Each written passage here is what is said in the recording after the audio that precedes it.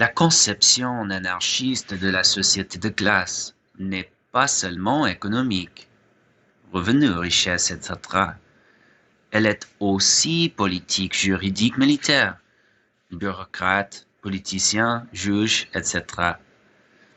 Et culturelle, idéologique, langue, race, genre, etc. C'est pourquoi nous parlons de classe opprimée au pluriel. L'exploitation et la domination se manifestent différemment selon le contexte, mais dans tous les cas, les anarchistes recherchent une société égalitaire qui marquerait la fin des divisions de classe. Aujourd'hui, la société n'a pas un caractère révolutionnaire.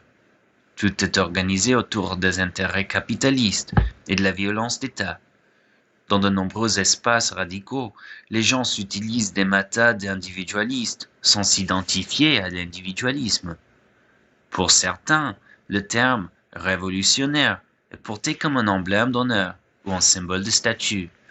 Mais le militantisme révolutionnaire, tel qu'il est conçu dans les spécifismes, fait référence à un engagement éthique.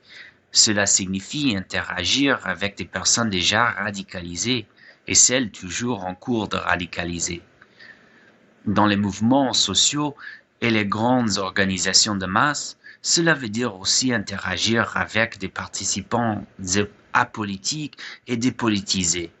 Cette interaction complexe et sur plusieurs plans nécessite une théorie qui clarifie les relations entre les organisations spécifiques et les organisations de masse. Spécifisme fait une distinction entre ces différentes pistes d'engagement avec les termes politique et social. Et pour accomplir l'unité stratégique et tactique, l'organisation politique a besoin d'une unité idéologique et théorique. Des mouvements de masse se caractérisent par le nombre de personnes qui se mobilisent et par la pluralité de forces idéologiques en jeu. Par contraste, l'organisation politique prend des décisions à partir de son propre point de vue, pour ses propres membres, et tout ce que fait l'organisation politique ne sera pas forcément soutenu par des personnes en dehors d'elle. Le spécifisme préconise un modèle de performance qui fait progresser une stratégie révolutionnaire à travers une éthique et un engagement militant, établissant un degré de confiance entre l'organisation politique, sous la forme de l'organisation anarchiste spécifique, et l'organisation populaire, sous la forme de la lutte des classes. Progresser dans cette stratégie implique une évaluation de nos actions. Et l'organisation politique est la source de ces normes et critiques, aussi bien en ce qui concerne les pratiques réelles et effectives que les pratiques idéales, celles du meilleur scénario. Comment l'organisation politique peut-elle acquérir et diffuser de nouvelles informations? Dans un pacifisme, organisation anarchiste spécifique détermine collectivement si une nouvelle donnée est pertinente ou non. Ces analyses, pratiques et valeurs sont renforcées par l'éducation politique, non seulement dans son contenu, mais aussi dans sa forme, c'est-à-dire son organisation, avec O minuscule, et aussi méthodologie. Le plan politique de l'anarchisme ne peut lui-même rester pertinent s'il est divorcé du plan social des mouvements populaires. Par conséquent, le dualisme organisationnel est une conception stratégique du développement révolutionnaire dans deux directions complémentaires et collaboratives. Avec cette conception de l'organisation, l'anarchisme peut rester en contact avec ce qu'on appelle le vecteur social, c'est-à-dire les grands mouvements de masse de l'époque actuelle et du lieu réel. L'insertion sociale consiste à être présent dans ces mouvements sociaux assez larges, pour partager des compétences, des analyses et des nouvelles, mais sans imposer un agenda politique dans un espace pluraliste. Cela suppose également d'apprendre des autres qui sont également engagés dans le mouvement. Au cours d'une mobilisation sociale ou à l'intérieur d'une organisation populaire, lorsqu'une minorité active partage des affinités pratiques et accepter de travailler ensemble, il est essentiel que les anarchistes se présentent de manière responsable, efficace et organisée. Sur le plan social, insister sur les actions spontanées peut être autoritaire dans la mesure où cela pousse les gens, consciemment ou non, à être désorganisés. Cela va à contre-courant de la liberté autogérée conçue par l'anarchisme. L'organisation est fondamentale pour l'action collective. Ceci est également vrai pour les militants révolutionnaires, pour les mouvements de masse et pour la défense de l'action directe contre les forces réactionnaires de classe dominante.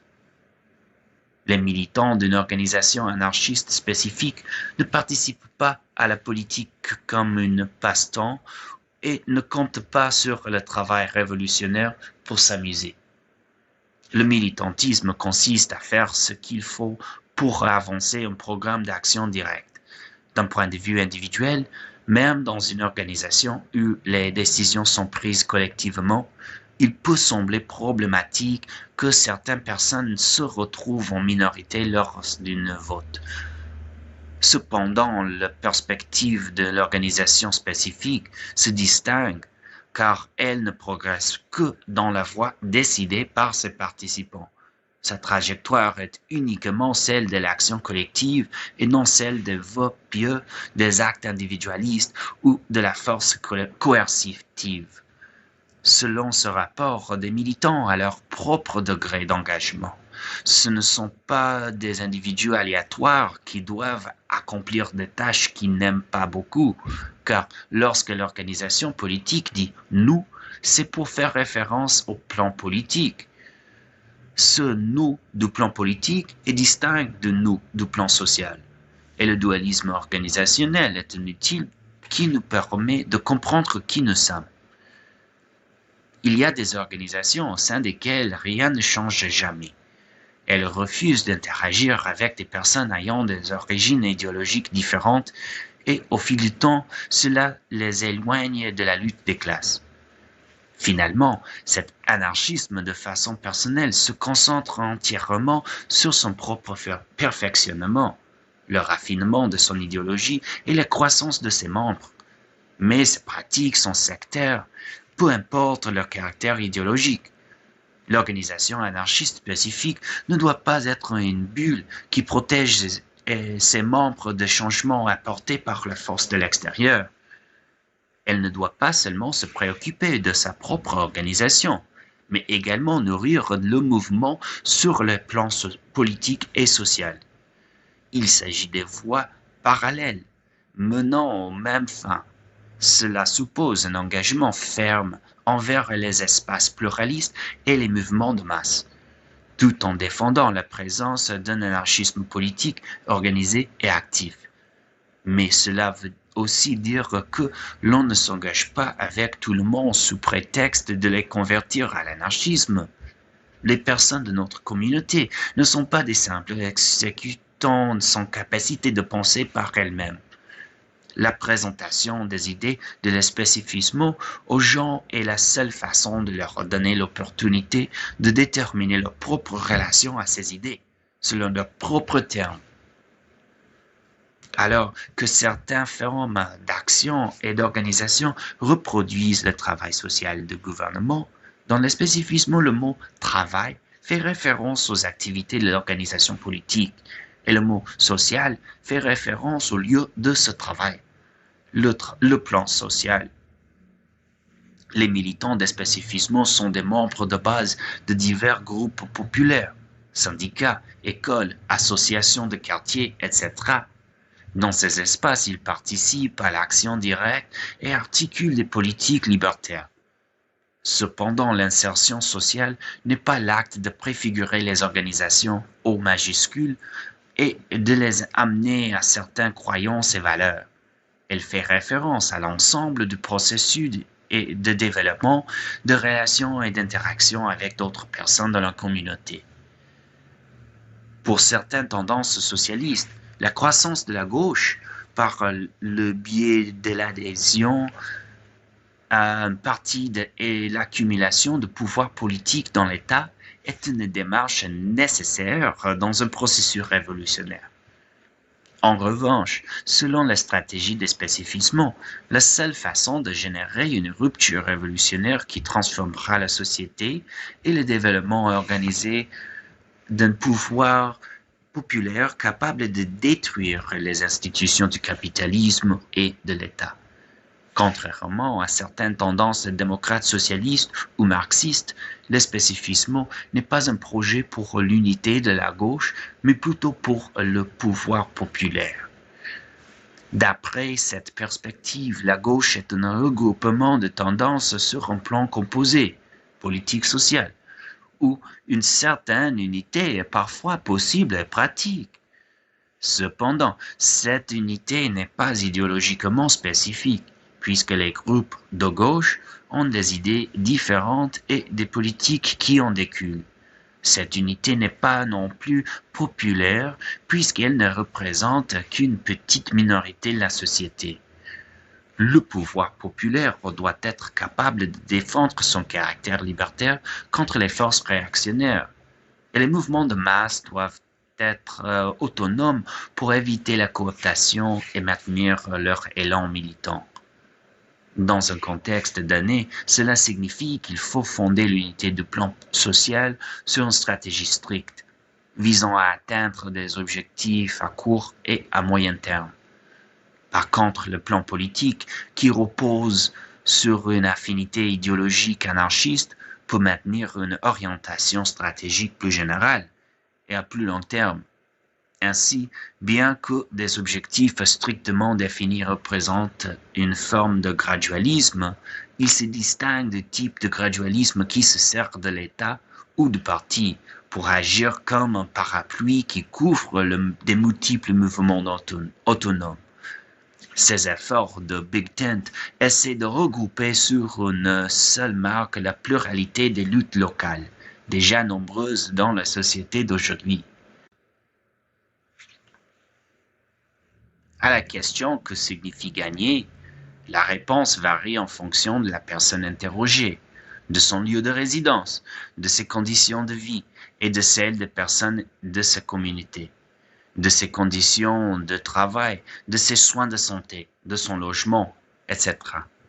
Cette multiplicité de luttes et d'acteurs libertaires est une sorte de gymnase révolutionnaire. Ainsi, les actions directes que nous menons pour atteindre des objectifs à court terme sont les gymnastiques révolutionnaires pour soutenir le développement d'un pouvoir populaire capable de mettre définitivement fin à la lutte des classes dans toutes ses formes. La transformation sociale n'est pas possible que par l'organisation populaire. Celle-ci reste aujourd'hui l'œuvre des classes opprimées à travers tout le monde, ainsi que le projet de toutes les tendances socialistes véritablement révolutionnaires. En ce moment, il est évident que tout le monde n'est pas de notre avis. C'est la raison qu'on ne vise pas l'abolition de tous les systèmes et ces structures le plus rapidement possible, même si cette abolition fait partie de la stratégie à long terme. La libération des classes opprimées n'est possible qu'à travers leur propre organisation et leur autogestion, et non en votant pour un parti ou en étant contraint à l'effondrement de la société par des acteurs avant-gardistes qui tentent d'accélérer le passage de la société de classe à la société autogérée. Le militantisme est une action intentionnelle, visant des objectifs particuliers. Militer requiert une destination. On milite pour quelque chose, vers quelque chose. L'organisation politique a pour objectif final le socialisme libertaire, une société libérée de la domination des classes et de l'exploitation capitaliste, où les gens peuvent décider eux-mêmes comment réaliser les projets qu'ils souhaitent dans la vie. Cependant, pour l'organisation populaire, les objectifs sont liés à des changements réels, matériellement pertinents, dans la vie réelle de toutes les personnes touchées par la lutte. Cette hyperspécificité de temps et de lieu doit s'orienter autour du besoin et non de l'idéologie. Parfois, cela peut signifier qu'il faut suivre l'exemple d'autres personnes qui sont les plus touchées et qui ont la connaissance la plus intime d'un site ou d'une forme de lutte particulière. De même, nous devons reconnaître que les engagements sont vécus par les militants individuels et non de manière abstraite. Les capacités, les aptitudes et les degrés d'engagement de chacun évoluent avec le temps. C'est pourquoi l'organisation politique doit servir non seulement de station à la minorité active pour élaborer des stratégies et prendre des décisions pour elle-même concernant les actions collectives, mais aussi de source d'histoire révolutionnaire afin que la connaissance et le progrès de nos luttes ne se perdent pas d'une génération à l'autre.